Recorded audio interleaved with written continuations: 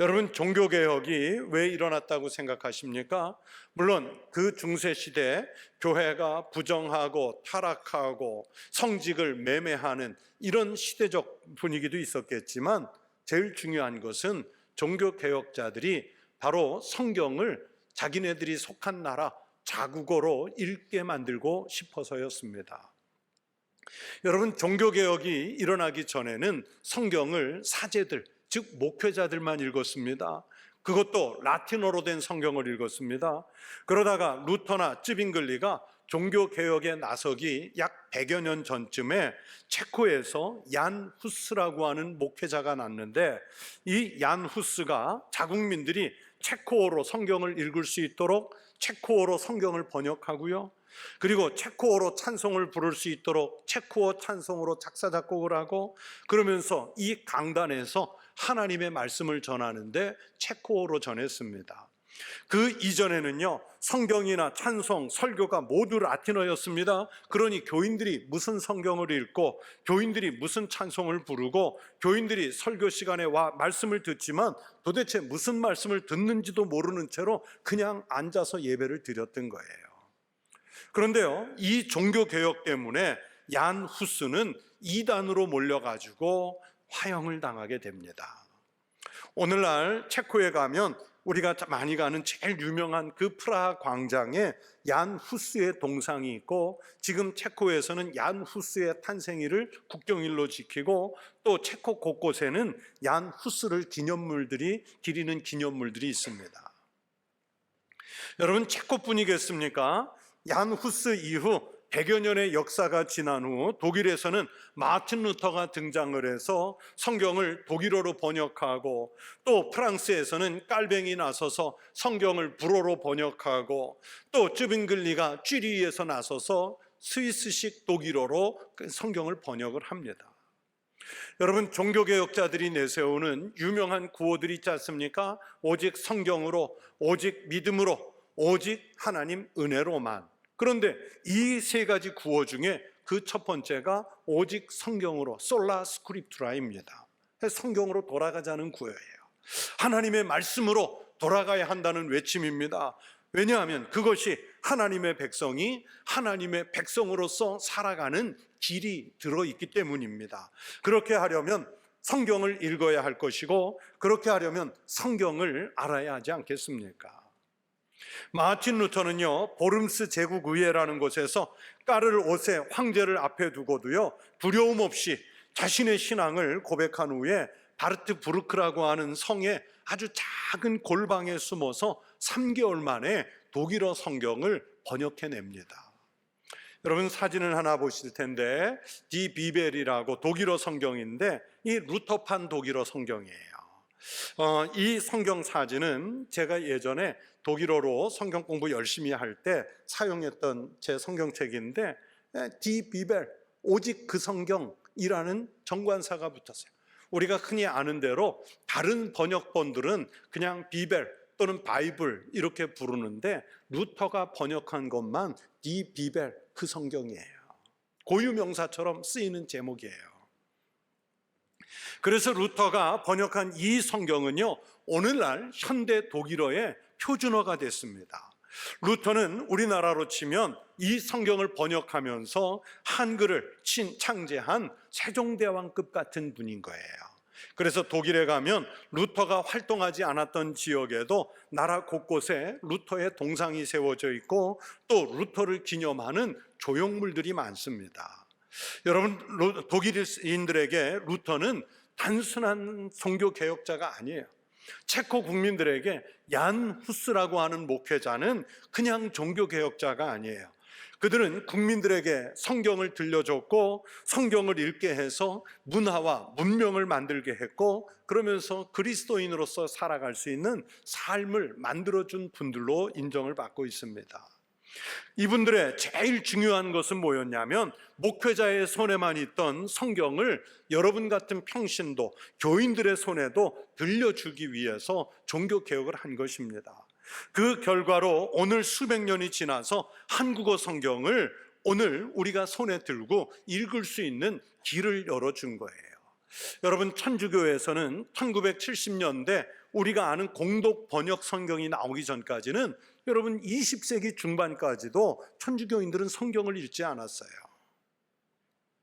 여러분, 종교 개혁자들이 왜 목숨을 걸고 뜨거운 불에 화형을 당해가면서까지 성경을 여러분들의 손에 들려주려고 했을까요? 그리스도인으로서 살아가야 할 모든 지침이 성경에 들어있기 때문입니다. 하나님이 우리에게 주시는 그 말씀들이 완벽하게 담겨 있기 때문입니다. 그런데 안타깝게도 오늘날 현대 그리스도인들은 성경을 많이 읽지 않습니다. 여러분은 성경을 얼마나 읽습니까? 우리나라 초대교회에 속한 그리스도인들, 한국교회 초창기는 성경을 사랑하고 성경을 많이 읽는 교회로 알려져 있습니다. 여러분, 우리가 잘 아는 언더우드 선교사님이나 아펜젤러 선교사님 같은 분들이 1885년 4월달 부활절 아침에 제물포를 통해 한국에 들어올 때요, 여러분, 그분들은 이미 손에 번역된 우리말 성경을 가지고 있었어요. 대부분의 선교지에서는 선교사님들이 파송을 나가면 그곳에서 현지 언어를 공부한 다음에 그 언어가 익숙해지면 현지어로 성경을 번역하는데, 우리나라는 아니에요. 처음 들어오는 선교사님들이 벌써 로스나 이수정이 번역한 성경을 가지고 들어오는 나라였단 말이에요. 그 정도로 성경에 관해서는 일찍 열린 나라, 성경을 사랑하는 나라가 우리 한국교회였습니다. 그러나 오늘 현대의 그리스도인들이 그때처럼 과연 성경을 사랑하고 그때처럼 성경을 읽고 그때처럼 성경을 묵상하면서 하나님의 말씀에 진정으로 귀를 기울이고 있는지에 대해서는 의문이에요. 많은 교인들이 오늘날 유튜브 또는 인터넷을 통해서 떠도는 설교를 참 많이 듣지요. 유명한 목사님들의 설교를 듣습니다. 좋은 설교를 찾아서 많이 듣는 것이 안 듣는 것보다는 훨씬 낫지요. 분명히 낫습니다. 그러나 여러분, 설교라고 하는 영역은 하나님의 말씀을 인간 목사가, 신학을 전공한 목회자가 그 말씀을 받아서 시대에 맞게 또는 신학적 정황에 맞게 해석한 말씀을 들려주는 거예요. 그러니까 일종의 대신 전하는 말씀입니다. 그래서 이 설교하는 행위를 대언이라고 그러고, 이 설교를 하는 목회자를 대언자라고 그렇게 불러요. 그런데 여러분, 대신 전하기 때문에 완벽하지 않습니다. 자, 예를 들어서 집에서 남편이 아내에게 하고 싶은 말이 있는데 아이들 통해서 간접적으로 말을 전해줘요? 완벽하겠습니까? 감정이 제대로 전달되겠습니까? 아내가 남편에게 뭔가 말을 전해야 되는데 지금 관계가 안 좋다고 해서 자녀에게 대신 전하라고 합니다. 그러면 그 말을 감정까지 실어서 제대로 전하겠습니까? 대신 전하는 것은 한계가 있어요. 여러분, 목회자의 성향이나 신학적 방향, 또 목회자의 성격, 전하는 목회자의 언어 능력과 상황에 따라서 얼마든지 달라질 수 있는 말씀입니다. 같은 말씀이지만 해석자에 따라 또는 상황에 따라 전혀 다른 주석이 나올 수 있다는 뜻입니다. 하지만 우리에게는 그것보다 정확하게 주어진 원본 같은 하나님의 말씀이 있는데 바로 성경입니다. 완벽한 말씀이 주어졌습니다. 우리가 신앙생활을 한다고 하면 바로 이 완벽한 말씀 속으로 들어가서 하나님의 말씀을 직접 받아야 하는 거예요. 직접 받을 수 있어요. 모든 운동선수들이 밤낮으로 제일 많이 하는 운동은 바로 체력훈련이지요.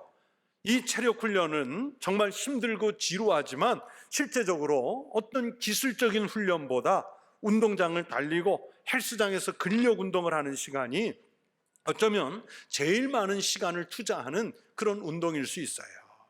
근력을 키우고 또 체력을 단련해 달리기나 심폐 강화를 하는 훈련을 엄청나게 하지요. 어떤 운동이든지 훌륭한 선수가 되려면 기술을 닦기 전에 먼저 기초 체력을 열심히 해야 돼요. 기초 체력이 약하고 기본기가 잘 안 되면 훌륭한 선수로 성공할 수 없어요. 공부도 마찬가지겠죠. 공부를 끝까지 잘하려면 기초가 튼튼해야 됩니다. 기초가 제대로 안 된 학생은 시험 당일 앞두고 벼락치기 공부해서 이번 시험 점수를 약간 올릴 수 있을지 모르겠지만 나중에 정말 깊은 공부를 해야 할 때는 좋은 성과를 거둘 수 없어요. 우리나라 학생들이 외국에 가서 서양 학생들과 겨룰 때 여러분 크게 두 가지에서 약점이 있다고 그래요. 하나는 체력이고요. 또 다른 하나는 학문에 깊이 들어가는 그 기초가 잘 안 돼 있어서 서양 학생들에게 밀린다는 거예요. 여러분, 예수를 믿는 것도 마찬가지라고 생각합니다. 정말 예수를 잘 믿는 신실한 그리스도인이 되려면 신앙의 기초가 튼튼해야 돼요. 신앙생활의 기본기가 든든해야 합니다. 우리 한국교회가 70년대, 80년대를 거치면서 급성장을 했지요. 세계교회가 선교의 기적이라고 부를 만큼 성장했습니다. 그러다가 90년대 이후로는 정체기를 지나서 이제는 급속히 감소하는 심각한 문제에 부딪히게 됐습니다. 그런데 거기에다 코로나 시대를 거치면서 회복이 거의 불가능할 정도로 우리 한국교회가 지금 카운터 펀치를 먹고 휘청거리고 있어요. 왜 그렇게 됐다고 생각하십니까? 뭐 질병 때문에, 뭐 사회적 병리 현상 이런 것 때문만은 아니겠죠. 저는 우리 교인들의 신앙 기본기가 약하기 때문이라고 생각합니다. 시대적 상황이나 코로나 같은 전염병 정도에도 흔들리는 신앙이기 때문이에요. 작은 시험 하나만 만나도 그 중심이 흔들리는 그런 약화된 신앙 때문이라고 봅니다. 학교 공부는 1학년부터 시작해서 누구나 기초를 먼저 배우지요. 특별히 꾀를 부리지 않고 착실히 학교 공부를 따라가다 보면 기초를 든든하게 배울 수 있습니다. 그래서 공부 잘하는 학생들이 학교 공부만 열심히 했다, 그 말 자주 하잖아요. 그러나 교회는 그것이 그렇게 쉽지 않습니다. 여러분, 우리 교회만 해도요, 매 예배 시간마다 수백 명씩의 교인들이 모여서 한 장소에서 한 번에 예배를 드리지 않습니까? 그런데 만약에 그렇게 하지 않고 여러분의 기초 실력에 따라서 예배당 들어오시기 전에 저 문간에서 이제 교회 나온 지 5년 이하인 분은 이 방으로 들어가세요. 5년부터 10년은 이쪽 예배당으로 들어가세요. 10년부터 20년 사이는 이 방으로 들어가세요. 또 20년부터 50년 사이는 이 방 가세요. 50년 이상은 또 저쪽 방으로 가세요. 여러분, 그렇게 안내하나요? 아니잖아요. 이 자리에는 오늘 처음 나온 사람부터 1년, 10년, 30년, 50년 평생을 믿어온 사람들이 한 공간에서 예배를 드려요. 그래서 교회 처음 나올 때 뭐 4주, 6주, 8주 교회 형편에 따라 신입교육을 시키기는 하지만 여러분, 그것으로 신앙의 기본기를 다 가르칠 수 있습니까? 그러다 보니 10년, 20년 교회 생활을 했어도요, 신앙의 기본기들을 제대로 배울 기회를 갖기가 쉽지 않아요. 그러나 세월이 지나면서 어느덧 직분도 맡게 되고, 특별히 어떤 분들은 그 중에서 교회 중직을 맡기도 합니다. 중직을 맡으면 사람들은 의뢰, 저분이 교회 중직자니까 신앙의 기본기가 든든할 것이다, 그렇게 생각을 하고 그에게 신앙의 기본적인 훈련을 맡기는 적도 있어요. 신앙의 기본기인 성경 말씀에 푹 잠겼다가 나오는 것이 아니라 교회를 몇 년 다녔다, 교회에서 어떤 봉사를 열심히 했다, 여러분, 이런 것들이 기준이 돼서 중직을 맡는 것이지 정말 제대로 신앙의 기초를 다진 후에 되는 것은 아니지 않습니까? 이것이 오늘날 현대교회에 만연해 있는 거예요. 그렇게 결국 신앙의 기본기를 잘 훈련할 틈도 없이 직분자가 되고 또 그 중에서 중직자가 됩니다. 그러나 신앙의 기본기가 약하기 때문에 자기가 맡은 직분을 제대로 감당하지 못하고 어느 경우는 초신자보다도 못한 신앙 수준을 가지고 있는 경우도 있어요. 그래서 신앙의 힘이 아니라 교회 밖의 경험이나 또는 사회적 기준, 직장의 경험, 이런 걸 가지고 교회 일을 하려고 하니까 성경은 배제가 되고 교회가 힘들어지고 자신도 힘들어져요. 나중에는 교회나 자신이 그 시험거리가 되는 일들이 교회 안에 얼마나 많은지 몰라요. 오늘 읽은 히브리서의 본문이 말씀하지요, 하나님의 말씀은 살아있고 활력이 있다고 말씀합니다. 하나님의 말씀이 살아있다는 것은 그 말씀이 유기적으로 활동하게 한다는 말씀입니다. 그래서 성도의 삶을 그리스도인답게 활력 있게 만들어 줍니다. 그러나 만약 하나님의 말씀이 살아있다는 이 자체를 경험하지 못한 교인은 활력이 없는 신앙인이에요. 성격이 활발해서 또는 몸 움직임이 활발해서 활발한 것처럼 보이는지 모르겠지만 하나님이 보시는 그 영혼은 활력이 없는 거예요. 말씀이 자신의 그 혼과 영과 및 관절과 골수를 찔러 쪼개기까지 하며 또 마음의 생각과 뜻을 판단하게 하시는 영적 경험이 없으니 하나님의 말씀이 주시는 활력이 없는 교인이 돼요. 그러면 어떻게 됩니까?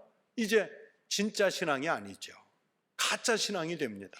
정상적인 교회 다니기 때문에 사람들 속에 감추어져 있지만 사실은 신앙을 잘 모르는 가짜 신앙이에요. 우리는 말씀이 없으면 자기의 경험이나 지식 아니면 전통으로 버티려고 합니다. 각종 회의에 참석해서 보면요, 정말 하나님의 말씀이나 또는 신앙, 성경에 기초한 것이 아니라 뭐 사회적 경험이나 공부한 지식, 자기가 속한 교회의 전통으로 밀어붙이는 이들이 있어요. 왜냐하면 성경에 말씀이 없기 때문이에요. 얼마 전 한 일주일 된 것 같습니다. 식품 관련 당국에서 식당을 이제 돌아다니면서 검사를 해요. 원산지 검사하는 그런 뉴스 화면이 나오더라고요. 요즘에 우리가 식당에 가면 메뉴판에 원산지 표시가 돼 있잖아요. 뭐 국내산, 중국산, 미국산. 또 시장에 가보면 판매하는 식재료에도 뭐 그 앞에 상품명에다가 원산지가 어느 나라 산인지 표시가 돼 있는 걸 볼 수 있어요. 그래서 검사하는 분들이 식당에 들어가서 뭐 삼겹살이나 소고기, 닭고기에 정말 이 대목에서 제가 신기한 게 뭐냐면 검사기를 딱 대니까요, 그 고기가 국내산인지 호주에서 왔는지 벨기에에서 왔는지 칠레에서 왔는지 딱딱 밝혀지는 거예요. 제가 그 뉴스를 보면서 정말 신기했어요. 아니 어떻게 정확하게 저렇게 국내산이냐 외국산이냐 정도가 아니라 어떻게 나라까지 나오지? 그런 마음이 들었어요. 어떤 가게에는 보니까 메뉴판에는 뭐 돼지고기 삼겹살에다가 국내산이라고 했는데 검사기를 대니까 국내산과 호주산이 섞여 있다고 나와요. 또 어떤 식당은 국내산이라고 돼 있는데 딱 검사기를 대니까 벨기에산이라고 나와요.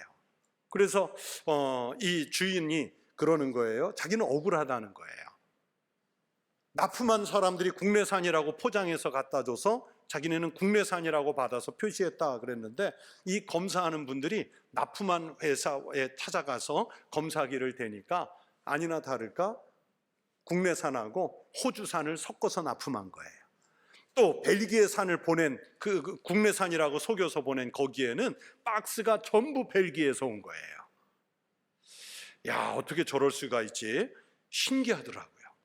그런데 나중에 그 검사하는 분이 인터뷰하는 데서 모든 비밀이 풀렸어요. 어떻게 풀렸냐면 이 고기나 식재료는 그 DNA라는 게 있잖아요. 유전자 DNA가 그 나라의 환경과 토양, 먹은 풀 이런 것들에 의해서 다 다르대요. 그냥 나라마다 다르대요. 그래서 자동으로 나온대요. 자동으로. 제가 그 뉴스를 보면서 이런 엉뚱한 생각을 했어요. 야, 교회에도 저거 하나 있으면 좋겠다. 교회에도. 그래서 입장할 때마다 성도들한테 딱 대보면 야, 이거 진짜 목사인지 요거 진짜 장로님, 집사님, 권사님 맞는지 딱딱 좀 분별해 주면 좋겠다. 이 목회자가 성경을 제대로 연구하고 강단에 서는지 말씀을 딱 대보고 또 대봤더니 장로님, 안수집사님, 권사님급으로 교회에선 존경을 받는데 딱 대보니까 교회 1, 2년 나온 아니면 서리집사보다 못하다고 삐삐거린다든지 아니면 서리집사인데 딱 대보니까 신앙이 묵직하고 진중해서 당장 목회자 시켜도 되겠다, 당장 장로 시켜도 되겠다 이런 정도인지 요런 그 기계 하나 안 나오나 그 생각이 들었어요. 그런데 그거는 아닌 것 같고 우리 스스로가 자신의 신앙을 체크할 수 있어야 돼요. 그런데 무엇으로 체크하겠습니까? 오늘 13절 말씀에 성경의 말씀을 먼저 얘기한 다음에 13절이 뭐라 그래요? 하나님께서 만물을 그 말씀 앞에 결산할 때가 있는데 그 결산하는 날 우리가 벌거 벗은 것 같이 하나님의 말씀 앞에 드러나는 때가 있대잖아요. 여러분 기계 안 들이대도요, 여러분의 말씀의 그 정도가 어느 정도인지 만물이 벌거 벗은 것 같이 드러나는 때 여러분께 다 드러난다는 얘기예요. 여러분, 성경을 기준으로 인생의 지침을 삼았는가? 가정의 지침을 삼고 있는가? 우리 교회 운영의 지침으로 삼고 있는가? 내가 성경 때문에 정말 활력이 있고 그 말씀이 나의 혼을 찌르고 영을 찌르고 관절을 쪼개고 골수를 쪼개면서까지 나를 재정립하시는가? 이 부분을 말씀 앞에 살펴봐야 되는 거예요. 만일 그렇지 않다면 다시 성경 속으로 또 들어가야 돼요. 그래서 히틀러에게 사형을 당한 디트리 보네퍼 목사님은 교회는 여전히 성경을 소유하고 있다. 교회가 성경을 소유하는 한 우리는 여전히 거룩한 기독교 교회를 믿을 수 있다 그랬어요. 이 말을 더 쉽게 얘기하면 성경이 있기 때문에 교회가 존재하는 것이고 성경을 외면하면 더 이상 교회가 교회일 수 없고 그리스도인이 더 이상 그리스도인이 될 수 없다는 뜻입니다. 그리스도인이 아무리 사랑을 말하고 능력을 행사하고 정의를 주장해도요, 성경이 빠지면, 성경을 읽지 않으면 그는 진정한 그리스도인이라고 말할 수 없어요. 교회와 그리스도인이 하나님의 말씀을 중요시한다는 것은 기독교인들이 자기의 욕심과 뜻대로 살려는 것이 아니라 하나님의 뜻과 말씀대로 살려고 한다는 것을 보여주는 겁니다. 그리고 우리 기독교는 바로 그 말씀 속에서 하나님의 능력이 나타난다고 믿습니다. 실제로 하나님은 천지 만물을 말씀으로 창조하셨고 말씀이 친히 육신이 돼서 우리 가운데 찾아오셨고 그리고 그 말씀으로 세상 만물을 다스리고 통치하시는 거예요. 우리 기독교 신앙은 하나님의 능력을 빌려서 내 욕심을 채우고 내 뜻을 이룰 때 천국 생활이 나타나는 것이 아니라 나의 욕심과 생각을 버리고 하나님의 말씀을 읽고 그 뜻에 순종하며 살 때 하나님 나라가 임한다는 것을 믿고 또 그렇게 되는 것이 사실입니다. 그러므로 우리 기독교는 성경을 떠나서는 존재할 수 없어요. 그럼에도 불구하고 많은 교인들이 말씀을 떠나서 신앙생활합니다. 미신을 믿는 우상 숭배자들처럼 하나님의 말씀보다는 하나님의 능력에 또는 나에게 복을 달라는 기복신앙에 치우친 신앙생활을 해요. 하나님을 섬기기 때문에 교회에 다니기 때문에 미신이다 그렇게 말하지는 않겠지만 미신을 믿는 사람과 별로 차별되지 않는 신앙생활, 이게 우리란 말이에요. 여러분, 바른 신앙생활, 능력 있는 믿음 생활을 하려면 말씀 생활이 가장 중요합니다. 성경을 읽고 묵상하고 설교를 듣고 그 말씀대로 순종하면서 사는 데까지 꼼꼼히 그리고 철저히 훈련되어야 합니다. 말씀 훈련이 제대로 되어야 참 기독교인으로 사는 삶을 훈련하는 것입니다. 말씀 생활은 우리 그리스도인들이 영적인 양식을 먹는 일이지요. 음식을 먹지 못하면 죽음에 이르는 것처럼 우리가 말씀의 양식을 먹지 못하면 영적인 죽음에 이르게 됩니다. 말씀 생활에 전심을 기울이는 성도들이 되시기를 바랍니다. 여러분에게 이제 공격적인 질문을 좀 해보겠습니다. 여러분 교회 몇 년 다니셨어요? 여러분 그 몇 년 다니신 사이에 성경은 몇 번 읽으셨습니까? 하나님의 말씀에 속하여서 그리스도와 관계는 제대로 맺고 계시나요? 성경 말씀을 통해서 여러분 그리스도와 관계를 맺으십시오. 우리 성도들도 하나님의 말씀인 성경에 들어가 그 말씀의 힘으로 살아있는 신앙, 활력이 있는 삶, 변화된 삶을 직접 체험하는 믿음의 능력이 있으시기를 주의 이름으로 축원합니다. 축원합니다. 기도하겠습니다. 아버지 하나님 감사합니다. 하나님은 말씀이 육신이 되어 우리 가운데 친히 찾아오시고 또 말씀으로 온 천지 만물을 창조하셔서 우리가 그 안에 피조물로서 거주케 하시고 또 하나님의 말씀대로 살아갈 수 있도록 성령을 통해서 우리에게 새로운 각성을 주시니 감사합니다. 하나님의 말씀을 읽고 그 말씀을 묵상하고 그 말씀을 듣고 말씀대로 지침을 삼아 행함으로 우리의 혼과 우리의 영과 우리의 관절과 우리의 골수까지 찔러 쪼개 새로운 인물로 다시 살게 하여 주시옵소서. 예수님 이름으로 기도하옵나이다. 아멘.